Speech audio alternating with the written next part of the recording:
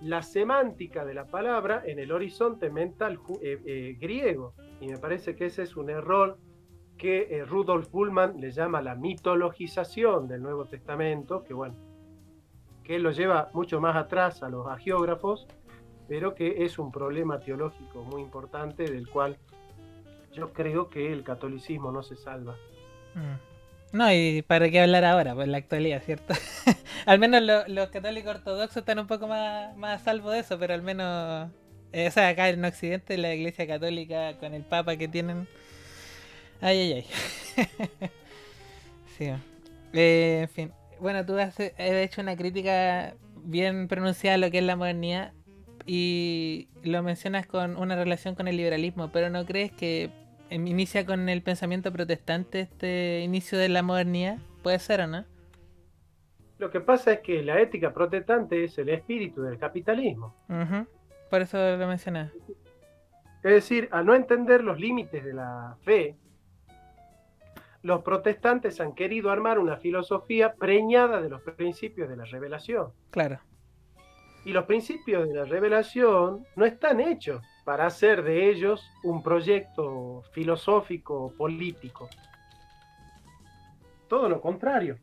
El proyecto bíblico tiene como finalidad erosionar la petulancia de la sabiduría humana Mm.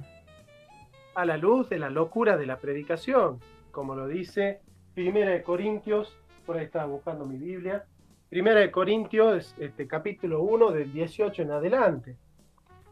Entonces,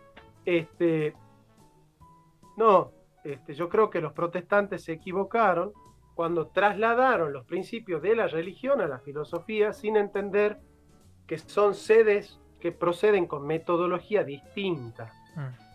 Entonces, evidentemente, la filosofía moderna es la secularización de la teología de Lutero. Mm. Esto es así. Yo en el curso que empiezo este miércoles a dictar voy a desarrollar efectivamente esta verdad y lo voy a probar. Voy a mostrar el texto de Kant y voy a mostrar el texto de Lutero y voy a decir acá Kant es luterano. Voy a mostrar el texto de John Locke, de Thomas Hobbes, de Malthus, de Adam Smith, Ujú. que todos son protestantes. Ujú. Dicho sea de paso. De hecho, Malthus era pastor presbiteriano. Ujú. Y voy a mostrar cómo la filosofía moderna es, el filósofo moderno es hijo del pastor luterano. Ujú. Sí, Como lo dice Nietzsche en el Anticristo, ¿no? Nietzsche ya explica eso en el Anticristo. sí, sí. Lo que sucede, claro, es que tú hiciste un video en el que le explicabas a Laje que no podía ser austriaco y conservador, que eran como cosas distintas. Claro, Y aristotélico, no podía ser, ¿cómo era? Clásico y neoclásico a la vez, ¿cierto? exactamente. Pero cuando uno es liberal clásico, cuando uno es liberal clásico y se embulle por Hobbes, por Adam Smith y todo, tú te das cuenta que ellos eran profundamente conservadores al mismo tiempo que liberales. Porque la cultura en esa época era conservadora. De hecho, Adam Smith, el libro que más se le conocía en su tiempo era la teoría de los sentimientos morales. O sea, obviamente era más importante la parte moral que la parte económica. De hecho, en esa rama del conocimiento del estudio de la ciencia económica no existía antes. Aparte de lo No, pero escolástico, claro. cuando yo digo conservador, no lo digo desde una lectura ambigua Uh-huh, o desde la vaguedad semántica donde cualquiera cabe en conservador. uh-huh. Yo le llamo conservador al pensamiento clásico, aunque en realidad yo no hablo de conservador, hablo de filosofía clásica. Perfecto. Es decir, la filosofía clásica tiene un modo de proceder. El modo de proceder de la filosofía clásica es un pensamiento orgánico, es un Uh-huh, pensamiento que trata de establecer principios a través de los cuales entender todas las relaciones humanas. uh-huh. Es el pensamiento orgánico, ¿no? De la comunidad organizada, del eje vertical en la justicia, donde la justicia siembra, arroja su influjo en todas las relaciones humanas. Pero, por ejemplo, yo no conozco a ningún liberal que diga, bueno, no, el Estado debe crear leyes justas para que regulen. Fíjate que la palabra regular no es controlar. La palabra regular viene de regula, que significa regla. El Estado tiene que crear reglas claras para que los contratos y el comercio se den en el ámbito de la justicia. Y nosotros, los de tercera posición, cuando el Estado crea reglas objetivas y justas para regular objetivamente y razonablemente el mercado, eso no significa que el gobernante tiene que controlar cada aspecto que sucede en el mercado, sino que el Poder Judicial, que supuestamente debería ser autónomo con respecto al Poder Ejecutivo, debe tratar, bregar, ¿no es cierto?, para que esas interacciones intersubjetivas que se dan en el seno del mercado, lo hagan en el seno de la justicia. Y a eso nosotros le llamamos justicia social. Es la sociedad que en el intercambio de bienes, fruto de que los bienes son escasos, necesitan ser intercambiados, pero a la vez los bienes económicos también deben ser útiles para ambas partes. Entonces, para nosotros debe estar prohibido un intercambio en el cual uno gana en detrimento del otro. Porque si uno gana en detrimento del otro, eso en algún momento va a generar un vaciamiento en la economía, ¿no? Una ruptura en la comunidad organizada, donde los que menos tienen cada vez van a tener menos. Entonces, esa injusticia social, fruto de que la ley no pueda regular, repito, de la palabra regula, que significa establecer reglas claras y objetivas, bueno, tiene que ver con una fuerte comprensión de que todas las relaciones humanas son relaciones éticas. Lo curioso de aquel que en economía piensa como austríaco, pero en moral piensa como clásico, es que supone que en todos los ámbitos de la vida humana se debe tener un criterio moral, menos en la economía. Entonces, en la economía la usura no es pecado, en economía no pueden haber contratos injustos, ya que la única cualidad por la cual un contrato es justo para el liberalismo es que sea libre.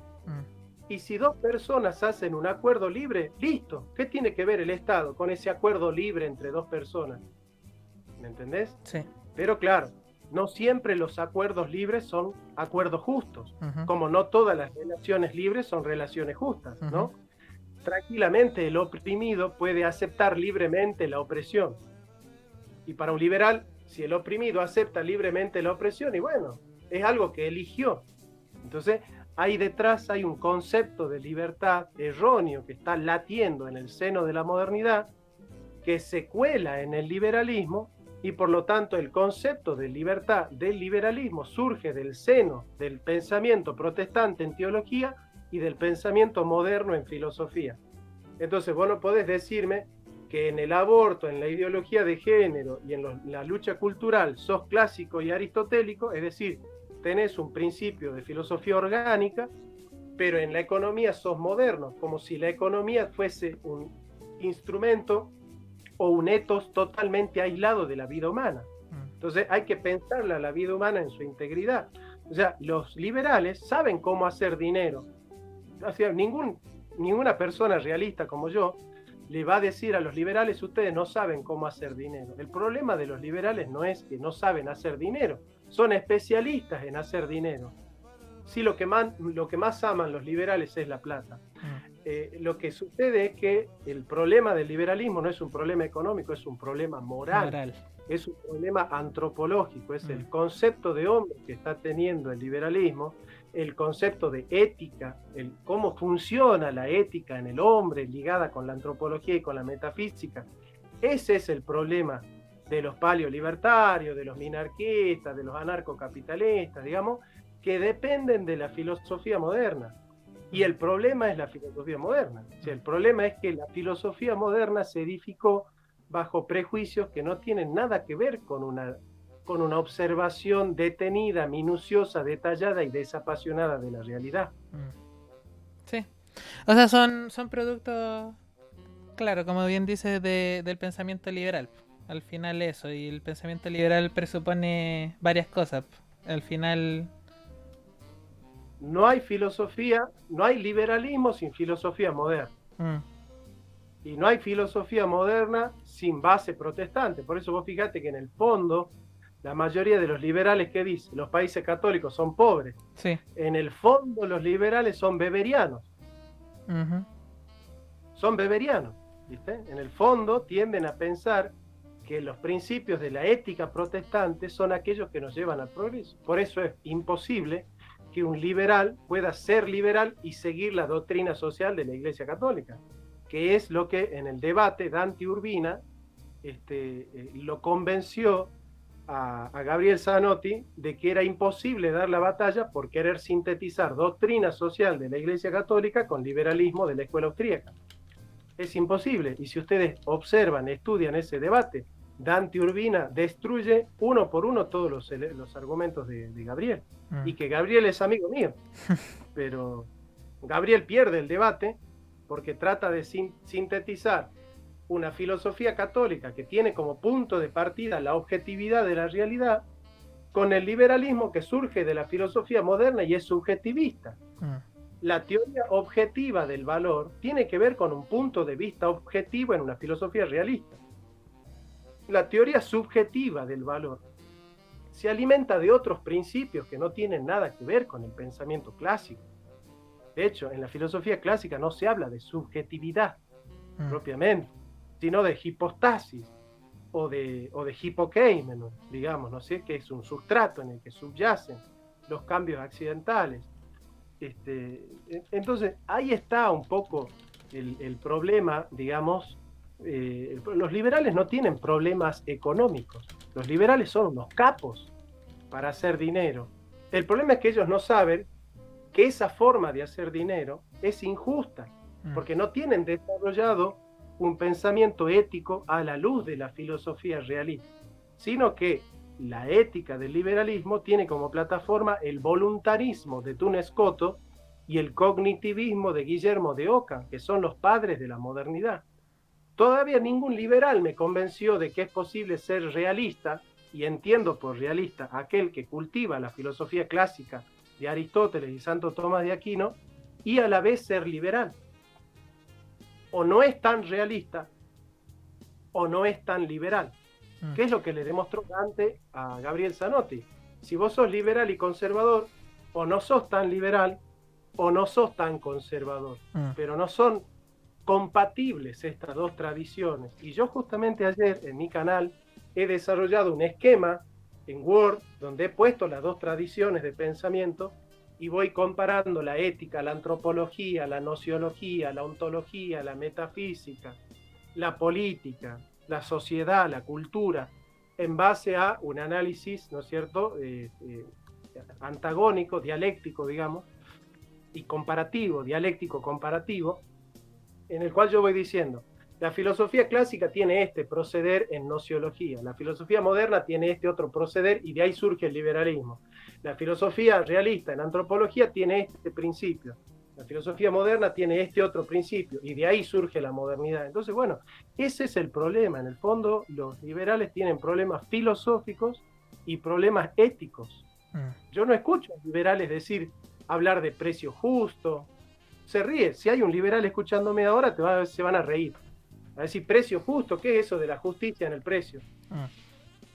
Y bueno, son así. Pero ¿sabes qué? ¿Sabes qué? Lo que a mí me pasa es que el liberalismo, bueno, es una palabra que a mí yo detesto. O sea, yo desde el principio, porque una de las primeras cosas que yo cuando empecé a meterme en el mundillo de la filosofía y todo, fue leer El Mundo Feliz. Y El Mundo Feliz es una distopía liberal, pues. No es una distopía socialista, es una distopía liberal. Entonces, desde el principio yo decía, yo no quiero esto, no quiero esto. Y lo que me he dado cuenta es que muchos libertarios, en vez de ser liberales, son anarquistas. Entonces, siempre tratan de eliminar el Estado para que aparezcan grupos intermedios. Y por eso son algunos foralistas, monarquistas, porque creen que las relaciones humanas tienen que ser de abajo hacia arriba y no de arriba hacia abajo como postulan los liberales y los socialistas. Yo creo que eso hay que agregarlo a la ecuación. Porque, claro, estamos de acuerdo que los liberales son, aparte de los creadores del Estado moderno, son los que han estado generando las sociedades desde que, sobre todo en Hispanoamérica, ¿para qué hablar? O sea, lo que vinieron haciendo los jacobinos, ¿cierto? Con estos procesos de independizaciones y de república, que al final las tienen fragmentadas hasta el día de hoy. Todo esto viene con esta mentalidad de que desde arriba se puede dirigir hacia abajo, sin tomar en cuenta las relaciones humanas. Y lo ¿Sabes? que... No, no, no. Te escucho. No, que lo que dicen los libertarios muchas veces sobre el precio justo es que el precio, el mercado al final son relaciones humanas y que nadie es capaz de entender todo lo que está implicado en las relaciones humanas. El que a alguno le guste el helado de frutilla y al otro el helado de menta, eso va a depender de las vivencias de cada individuo. Y no hay nadie Ese que es el pueda postulado. determinar ese conocimiento. Ese es el postulado de la escuela austríaca, Claro, que en realidad toda la información dispersa ujú, se sintetiza en el precio. claro, El precio es la objetivación de la información dispersa. Eh, pero no, o sea, lo que pasa es que el liberalismo de la escuela austríaca no puede hacer costos. Digamos, no hay ningún liberal de la escuela austríaca que haga costos. no. Nosotros, los de tercera posición, somos especialistas en hacer costos. Mm. Pero por Entonces nosotros ejemplo, sabemos cuánto está el barril de petróleo. claro, pero por ejemplo, cuando ocurrió lo de la carne, lo que pasó en Argentina, que la carne le salía muy cara y de pronto el gobierno estabilizó el precio y ofreció una carne para el pueblo, que era al final pura grasa, ¿cierto? Esa noticia dio vuelta al mundo porque en Argentina son conocidos por la carne. Y de pronto que el argentino tuviese que acceder a ese tipo de carne por esta fijación de precio y el mercado negro que eso generó, fue un ejemplo más de que la fijación de precios no es el camino. No, pero una cosa es fijar precios Ujú. y otra cosa es regular los precios. Por eso yo te digo, una cosa es controlarla, la economía. Controlarla significa que el gobierno con su criterio controla todo lo que sucede Claro, con los precios, pone los precios. claro, Eso es marxismo. claro. No, la tercera posición no dice que el gobierno tiene que poner los precios.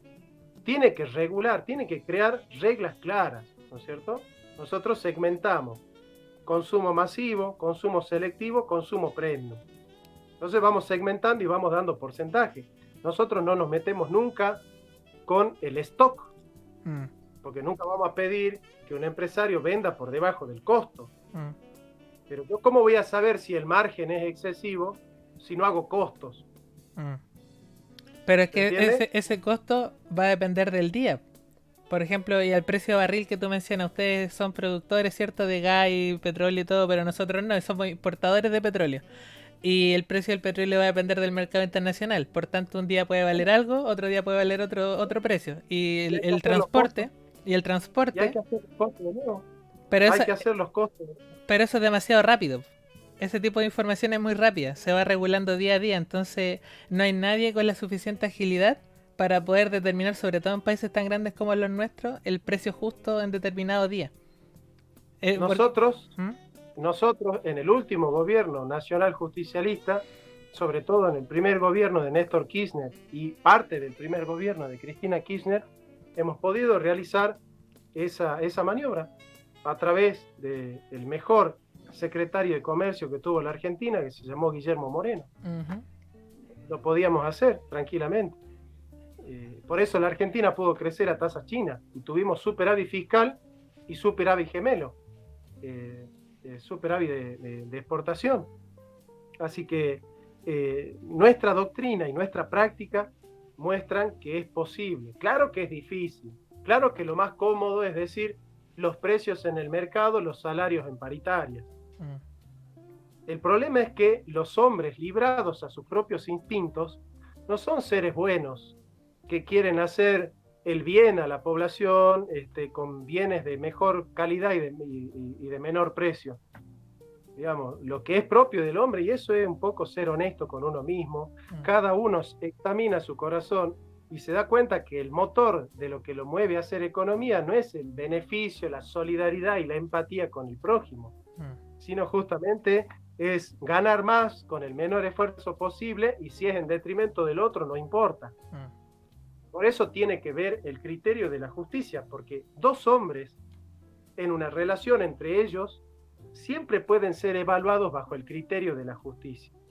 Por ejemplo, existe una manera injusta de ser amigo, existe una manera injusta de ser padre, existe una manera injusta de ser soldado, existe una manera injusta de ser profesor. Bueno, existe una manera injusta de comerciar. ¿Por qué? Porque en el comercio se puede dar la lesión de la integridad económica del otro. Y yo sé que los liberales se están riendo, Yo sé que se están riendo. ¿Cómo lesionar la integridad económica del otro? Sí. Los chinos lo hacen. ¿Cómo? Los chinos lo hacen porque se pueden permitir el perder plata, ya que están sostenidos por el Estado, pueden hacer estas jugadas de poner precios artificialmente bajos para destruir la empresa local y luego instalarse. Bueno, ahí tenés. Ahora, bajo el esquema del laissez-faire, laissez-passer, dejar hacer, dejar pasar, ¿sabés qué es lo peor que están haciendo los libertarios, liberales, paleoliberales, neoliberales y todo, la mar en coche esta que vos juntás 3 liberales y hay 6 escuelas? Es que le están haciendo el juego a los globalistas. Porque un mercado desregulado, no descontrolado, desregulado, es desregulado a favor de los pobres o desregulado a favor de los metacapitalistas. Y en ese sentido es muy interesante leerlo a Olavo de Carvalho, este filósofo brasilero que dice, ya no estamos en un sistema capitalista. Yo lo lamento mucho, pero ya no existe el capitalismo. Ahora existe el metacapitalismo. ¿Qué significa? Que hay magnates de la economía que crean las reglas del juego para que las jueguen los que están debajo de las reglas, pero como ellos están por encima de las reglas, ellos pueden jugar en la economía al margen de las reglas que ellos mismos han creado. Y eso es a lo que nosotros le llamamos globalización. La globalización no se puede sostener porque hay dos problemas en la concepción del Estado. Un Estado raquítico no se puede enfrentar con la globalización. Ahora, un Estado totémico tampoco, porque un Estado totémico marxista oprime al pueblo.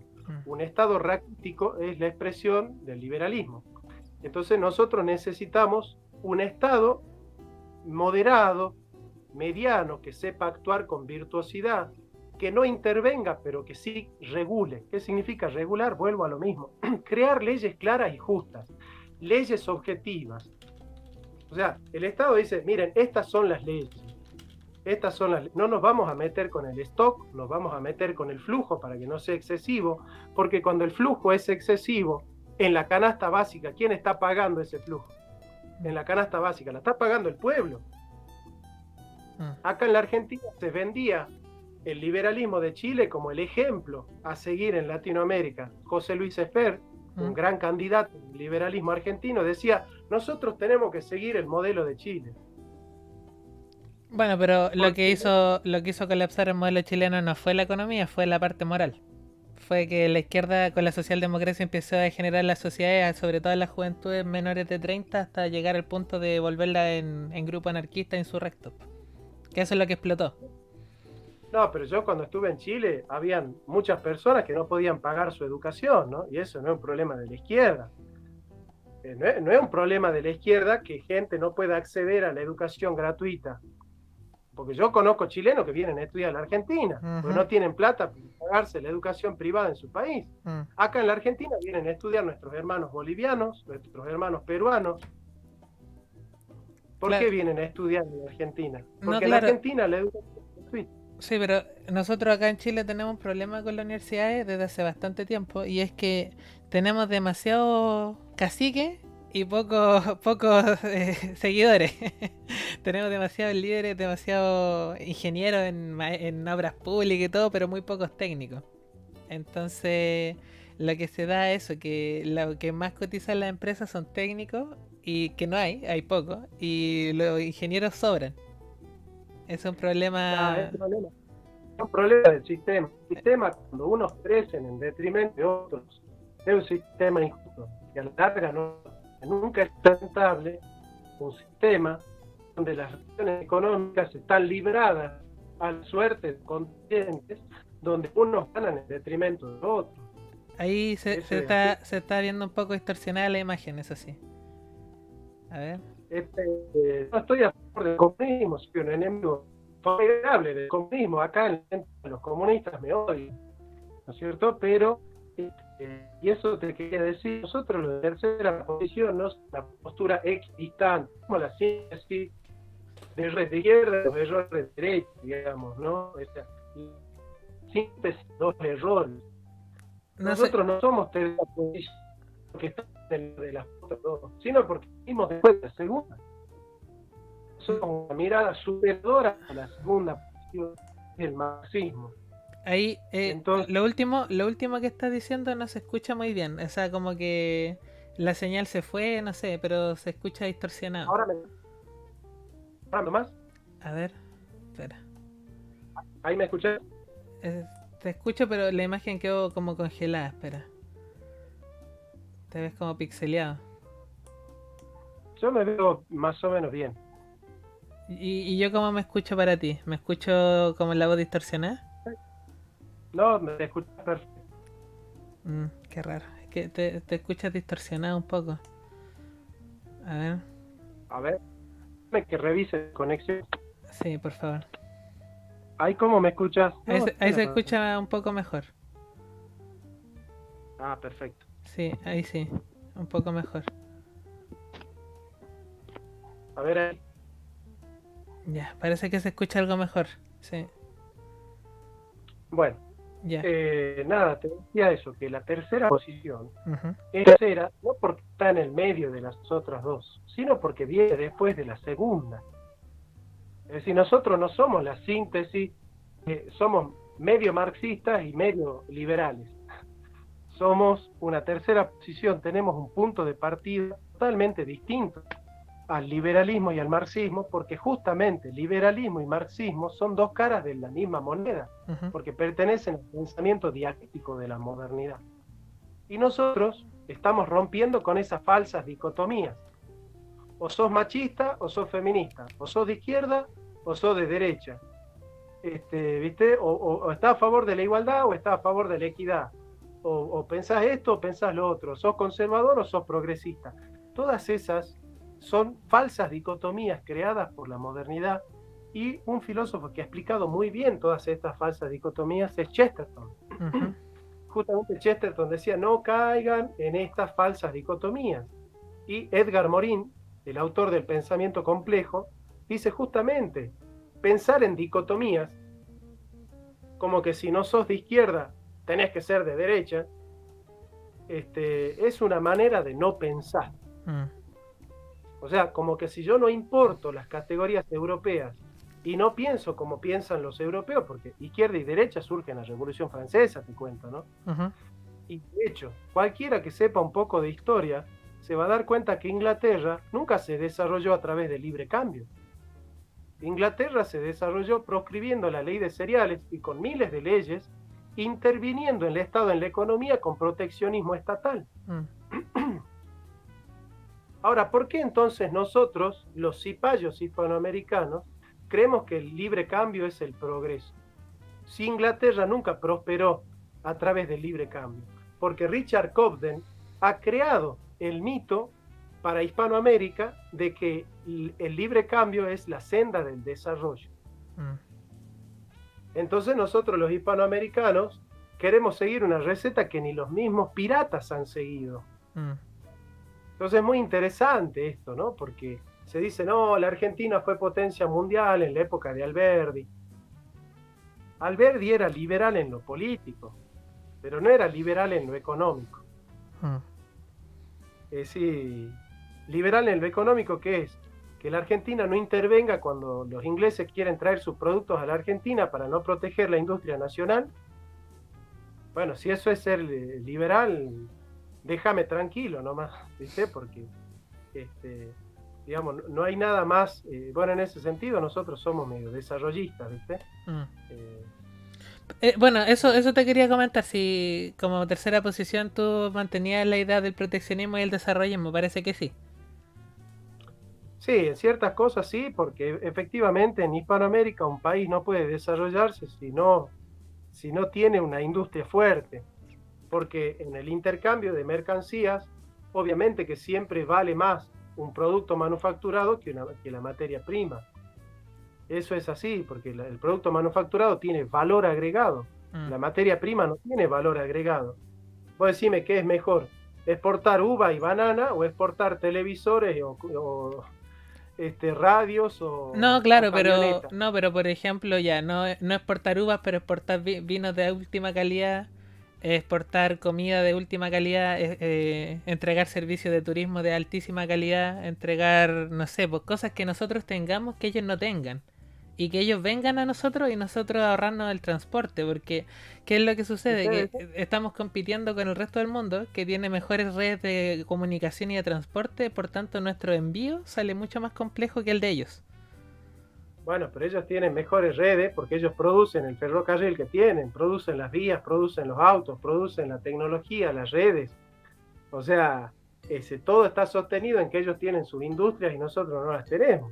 Claro, pero mira, te voy a poner dos ejemplos. El primero es Alemania, que producía autos, ¿cierto? Pero ¿qué pasó cuando empezaron a tener todos los alemanes su autito? Se vieron en la obligación de hacer que los alemanes renovaran su auto. Y les dan préstamos flexibles para que se endeudaran y fueran renovando siempre el auto, cosa que es imposible sostener en el tiempo porque si no su industria colapsa. Al no tener una demanda en el exterior, necesitan de su pueblo consumiendo los autos y eso no se puede sostener infinitamente. No, pero para eso está en economía la obsolescencia percibida.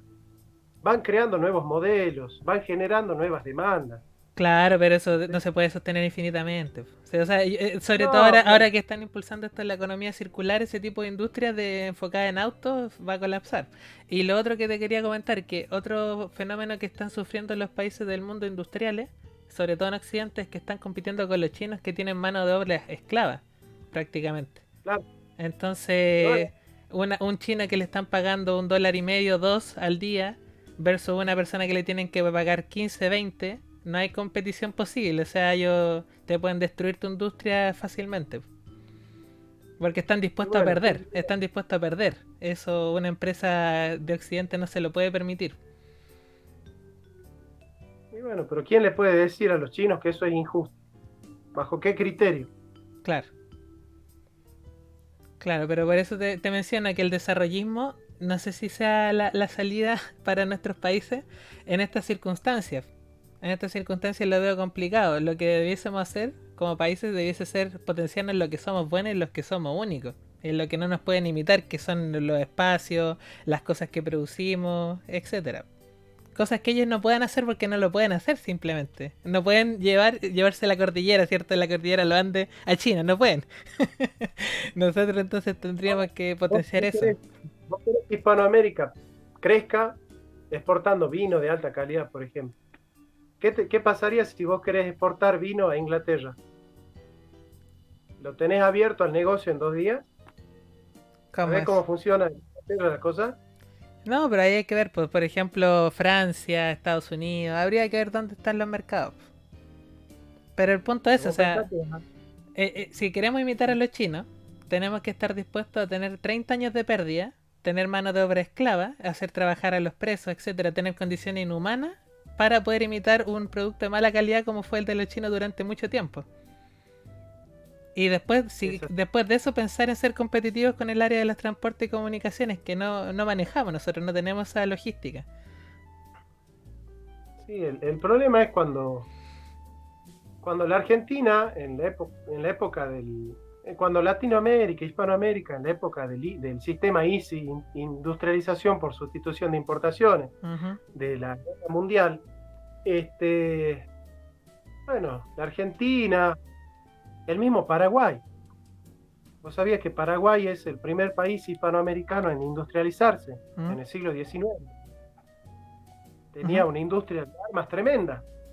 ¿Y sabés qué pasó? Los liberales que tenían sede en Buenos Aires, a través de la guerra de la Triple Alianza, destruyeron el Paraguay. ¿Por qué? Porque Inglaterra necesitaba algodón barato, porque había perdido el algodón del sur de Estados Unidos, que ya se había independizado. Entonces dijo Inglaterra, nosotros necesitamos algodón barato. ¿Dónde hay algodón? En Paraguay. Che, pero en Paraguay está Francisco Solano López. Él no quiere libre cambio con nosotros. Él quiere gravar impositivamente el intercambio de productos con nosotros. ¿Por qué? Y porque nosotros tenemos industria y ellos también. Entonces ellos no nos necesitan a nosotros. Bueno, entonces hablaron con Mitre y Lord Stratford, George Canning, hablaron con Mitre y le dijeron a Mitre, bueno, Mitre, anda y abrí el Paraguay a cañonazo. Sí. Y abrieron el Paraguay a cañonazo. Bueno, eso lo hicieron los liberales. La fragmentación del territorio hispanoamericano, la balcanización del territorio hispanoamericano, lo hicieron los liberales. Sí, totalmente. La usurpación de tierras a la iglesia Iglesia Católica la hicieron los liberales. Sí, La usurpación de la educación, que hoy está en manos de la izquierda, se la sacaron a la Iglesia los liberales. sí, O sea, yo nunca me pierdo ni me confundo de que los que le han dado las grandes embestidas al occidente cristiano no son los marxistas, son los liberales. claro. Pero ojo, yo diría más allá que es liberalismo, socialismo, marxismo-leninismo, en ese orden. En ese orden. Masonería. Sí. Pero que trabajan todos juntos, ¿no? La masonería necesita la instalación de los principios liberales y de los principios socialistas. Sí, sí, pero lo que sí me parece curioso que el peronismo se embulle de lo que fue el fascismo, ¿cierto? Y el fascismo también viene del socialismo. No, no.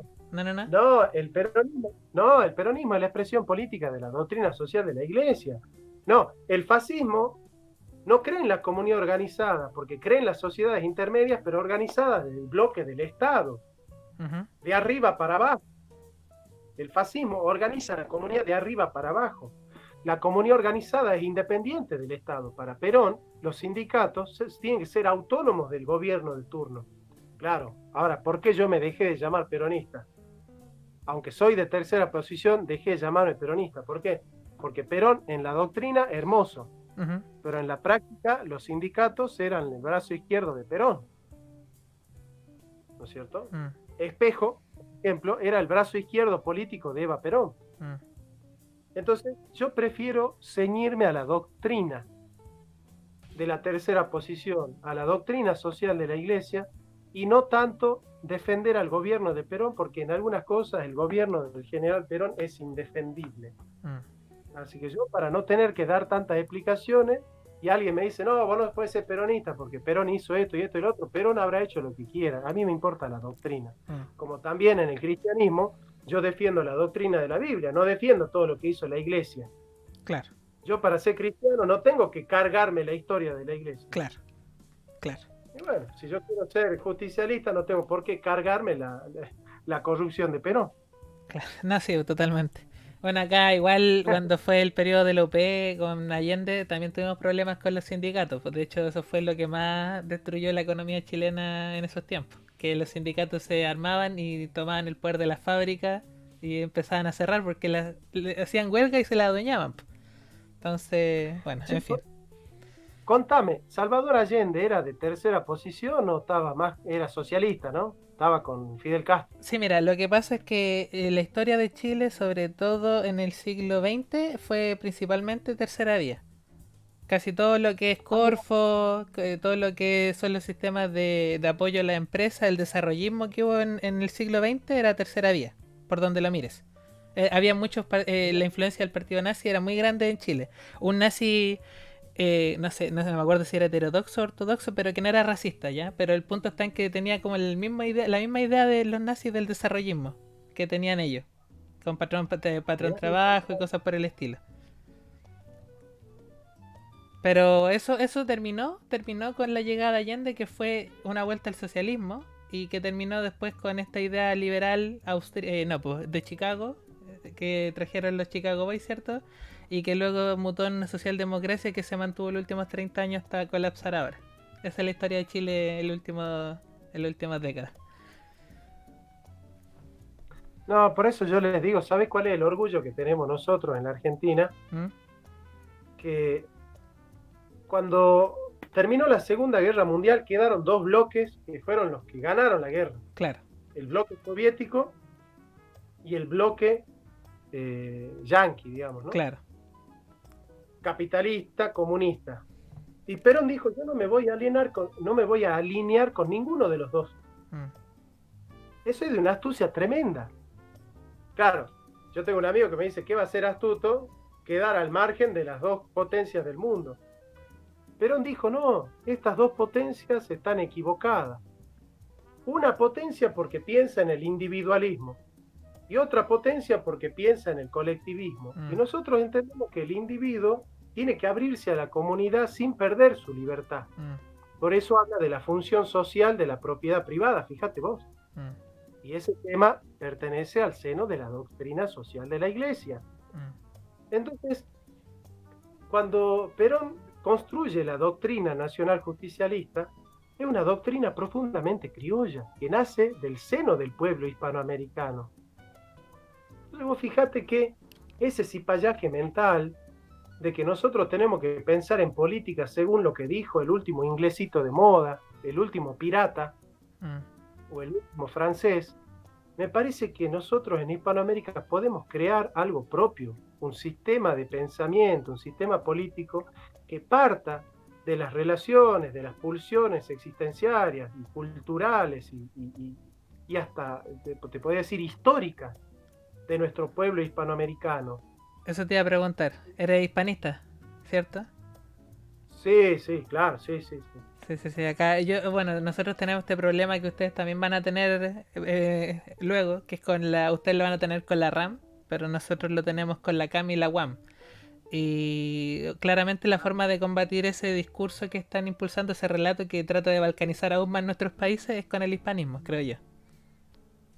Bueno, pero no es un discurso, el hispanismo es una realidad. Sí, sí, pero es una realidad que está vetada de las escuelas, que la gente no conoce. Nuestra historia comienza en el 73, ni siquiera en el 1810 acá en Chile. No, nada que ver, o sea, no se sabe nada de lo que ocurrió en el 1500, 1600, 1700, nada, nada, nada, nada. Es totalmente un periodo oscuro de nuestra historia, muy poca gente la conoce. Yo te voy a utilizar el concepto de raza, pero de manera sociológica, no de manera biológica, así se me entiende, ¿sí? Ujú. Nosotros somos la última raza. La raza criolla es la raza más joven de la historia. Mm. Y nosotros tenemos una articulación ontológica fundamental. Tenemos una misma lengua, Ujú. tenemos una misma raza, tenemos una misma religión, tenemos una misma cultura, tenemos un mismo pasado, tenemos un mismo territorio, tenemos un mismo destino. Sí. Nosotros los hispanoamericanos todos juntos somos invencibles. El tema es que a nosotros nos convencieron de que para ser de izquierda tenemos que seguir a los del Mayo francés. Claro, Y para ser derecha tenemos que seguir a la Ilustración. claro. Fíjate vos que la única manera de ser civilizado para la izquierda y la derecha es ser europeo. Y por ejemplo, Sarmiento, vos fíjate que para el griego, bárbaro era el que nacía fuera de Grecia, ¿verdad? Ujú. Así como para el romano, el bárbaro es el que nace fuera de Roma, ¿verdad? Ujú. Para Sarmiento, bárbaro es el que nace en la Argentina, el gaucho, el criollo. El Y guaso. civilizado el que viene de Inglaterra. Fíjate vos, y ese es el padre de nuestra educación. El padre de las escuelas argentinas es un tipo que sostenía que si vos nacés en la Argentina sos bárbaro y si venís de Europa sos civilizado. Claro, claro. Bueno, en algún momento yo hablo con mis compañeros hispanoamericanos y les digo, che, pero nosotros ¿qué hacemos la O con un vaso? No tenemos la capacidad nosotros de pensar, de crear unas categorías metafísicas, metapolíticas. Los invito a leer al mejor filósofo que tuvo Hispanoamérica, que se llama Nimio de Anquín, El ser visto desde América. Filósofos importantes de talla como Gadamer y Heidegger admiraban a este filósofo Nimio de Anquín, cordobés. Y nosotros andamos buscando lo que dice el último francesito de moda. Por eso yo les digo a los liberales, no se engañen, las doctrinas de los piratas no son para emancipar a los pueblos. La doctrina que han hecho los piratas es para esclavizar a los pueblos. Entonces construyan categorías propias. No, yo soy minarquista, ¿eso de dónde viene? ¿De Perú? No, yo soy anarcocapitalista, ¿esa doctrina de dónde nace? ¿En Bolivia? Claro. Entonces dejemos de joder. Vamos a crear categorías propias, vamos a pensar por nosotros, dejemos de hacer la O con un vaso. Dejemos de hacer la O con un vaso y pensemos por nosotros mismos. Porque los yanquis no crean categorías para emanciparnos, ¿eh? Los yanquis nunca han creado categorías emancipatorias de los pueblos hispanoamericanos. No, es que hay que leer historia, hay que leer la doctrina, el Plan Cóndor. La guerra del opio. Hay que leer la enmienda Platt, hay que leer el Plan Cóndor, hay que leer el Consenso de Washington. Digamos, a los yanquis nunca les preocupó la emancipación, la liberación ni la prosperidad de los países hispanoamericanos. Entonces, no importen categorías de los yanquis ni de los europeos. Cuando nosotros acá en la Argentina tenemos a César Belaúnde, tenemos a Jorge Abelardo Ramos, tenemos a Jaureche, tenemos a Scalabrini Ortiz, tenemos a grandes pensadores hispanoamericanos que han elaborado categorías con nuestras propias situaciones existenciales, sociopolíticas, históricas de Hispanoamérica.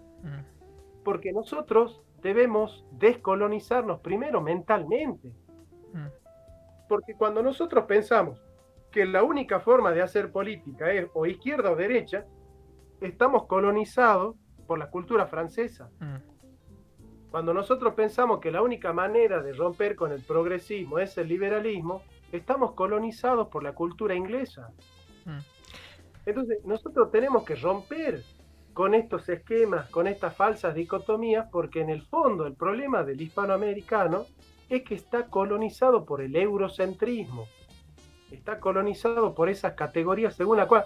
A ver, yo te pregunto a vos, ¿vos estudiaste la historia desde otro punto de vista que no sea historia antigua, historia medieval, historia moderna, historia contemporánea? No, esa es la que te enseño. Y todo el mundo. Sí. Se estudia historia y filosofía con esta categoría. Bueno, claro. La historia antigua es la historia del esclavismo. ¿Dónde hubo esclavitud? En Grecia, Europa. Sí. La Edad Media es la edad del feudalismo. ¿Dónde hubo feudalismo? En Europa.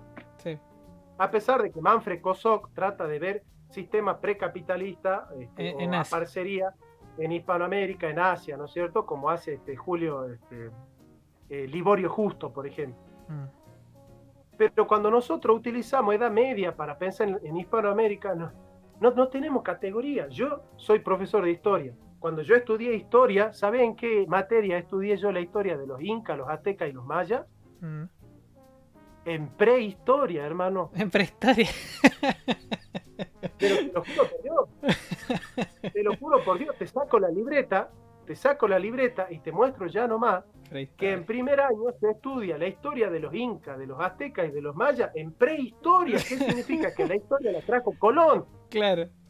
Pero ¿hasta dónde vamos a llegar nosotros, hermano? ¿Sabes qué? Se enseña que Hernando de Magallanes fue el primero que vio la unión del Atlántico con el Pacífico. ¿Y sabe qué preguntamos nosotros? Che, ¿y qué los patagones no tenían ojos? También. Sí. ¿Vos me entendés o no me entendés? Sí. Bueno, entonces en algún momento nosotros tenemos que tener un poco de orgullo propio, ¿me entendés? ¿Cómo puede ser que a mí me vengan a querer convencer de que la doctrina de los piratas me va a emancipar? Claro, pero nosotros... Dejen a los piratas. Claro, pero eso sí que nosotros, nuestro lenguaje, ya nuestra forma de comunicarnos, de escribir, ¿cierto? De expresar ideas, está en castellano. Eso hay que dejarlo claro. Entonces la influencia de Europa, sobre todo de España y de Castilla, en Hispanoamérica, es importantísima. No así el mundo anglo, que acá no tiene mucho que ver, como que cosechó lo que ya estaba construido, pero de la influencia de España, acá no se puede negar. Ellos civilizaron... Dale una. Hermano, ¿sabes dónde ha triunfado más la leyenda negra? Acá, sobre todo acá. No, ¿saben qué país la leyenda negra se ha vendido más? Acá y en España. Sí. En España creen que el Imperio Español fue lo peor que le pasó al mundo. Claro. Ahora yo te lo digo como historiador. ¿Vos sabés cuál es el único imperio de la historia que en pleno auge de su poder ha contratado a filósofos en Salamanca y a teólogos para que examinen si su conducta frente a los indígenas era justa o no? El Imperio Español. El único imperio en la historia de la humanidad que en pleno auge ha creado un comité para que juzguen al imperio si su conducta era ética o no era ética. Claro. ¿Te imaginas un imperio haciendo eso? No. Bueno, el Imperio Español hizo eso y surgió el primer derecho de gentes de Francisco de Vitoria, que fue uno de los fundadores, con Hernando de Lerma, de la ciudad de Salta. El derecho de gentes. ¿Qué dijeron los españoles? Tenemos que crear un derecho internacional para tratar justamente a los indígenas no como esclavos, ni vasallos, sino como súbditos del rey. E hicieron el derecho español para tratar con justicia a los indígenas. Yo no conozco ningún imperio en la historia de la humanidad que haya hecho lo que hizo el Imperio Español. Para nada. Y lo otro, que lo que hablamos nosotros hace un rato de la logística y de la velocidad de transporte, como estábamos todos nosotros cercanos, Perú, Argentina, Chile, ¿cierto? Estábamos todos juntos, el comercio acá era mucho más ágil que en España. Entonces tú tenías que los virreinatos, tanto en Perú como en México, estaban mucho mejor que en España, eran más ricos. Sí, ¿En qué otro totalmente. imperio te pasa eso? Ninguno. Es así, es así. Es así, y si ustedes van a las ruinas de San Ignacio, van a encontrar que los jesuitas le enseñaban a los indígenas a leer. Mm, Le han creado un alfabeto para que puedan tener su propio lenguaje, su propio idioma escrito. Le enseñaban derecho, le enseñaban teología, le enseñaban filosofía, ética, cultura. mm, Escribieron su historia, humanizaron al indígena. Por eso los indígenas amaban a los jesuitas. sí. No, Entonces, y por eso también estaban sí, los, acá en Chile sobre todo, cuando ocurrió esto de la República y la Independencia, tenía a los mapuches realistas, que estuvieron peleando contra los patriotas, ¿cierto? Los que estaban impulsando la República por décadas, décadas y ah, décadas. no, por eso yo, este, bueno, por ejemplo, ¿sabes cuándo nace la globalización? La globalización nace en 1898 con la guerra hispano-norteamericana, Mm, cuando los yanquis se enfrentan con los españoles y los españoles con barcos de madera. mm, Entonces, grandes exponentes del pensamiento hispanoamericano dijeron, bueno, ojo con estos yanquis, mm. ojo con estos yanquis que se las traen. Hay un autor uruguayo que ha escrito un libro muy importante que se llama El Ariel. Ya te voy a decir el nombre de este autor Ujú. uruguayo. Él escribió un libro que se llama El Ariel, muy importante. Eh, y justamente él fue el primero en teorizar lo que se llama la nordomanía. Nordomanía. Sí, es un concepto muy interesante, la nordomanía, es esa manía con los yanquis. Claro, con los nórdicos. Viste que todavía está, viste que todavía está esa nordomanía, ¿no? Esa manía con los yanquis, que ellos son el imperio, que son el ejemplo a seguir. Mm, José Enrique Rodó, perfecto. José Enrique Rodó. Pero Les ojo, recomiendo que lean. sí, Ah, pero ojo, sí, como sin irnos mucho del punto, lo que es importante, sí, y yo creo que también por eso se está haciendo, el hecho de proteger un poquitito al mundo anglosajón, a todo lo que es Occidente, porque actualmente no podemos negar que Occidente es el mundo anglo, es evitar de que colapse esto, porque si colapsa lo que se va a imponer es el imperio chino. Estamos claros. y es peor, cuando se imponga el imperio chino, vamos a extrañarlo a los yanquis. Sí, sí. Entonces yo creo que por eso hay tanta gente tratando Hay de que defender buscar a el los mal menor. anglos. Sí, sí. Sí, están defendiendo a los anglos porque hay un símil entre lo que hicieron los ilustrados con la leyenda negra contra el imperio español versus lo que están haciendo los académicos, ¿cierto? Los intelectuales en contra del mundo anglo en relación a los chinos.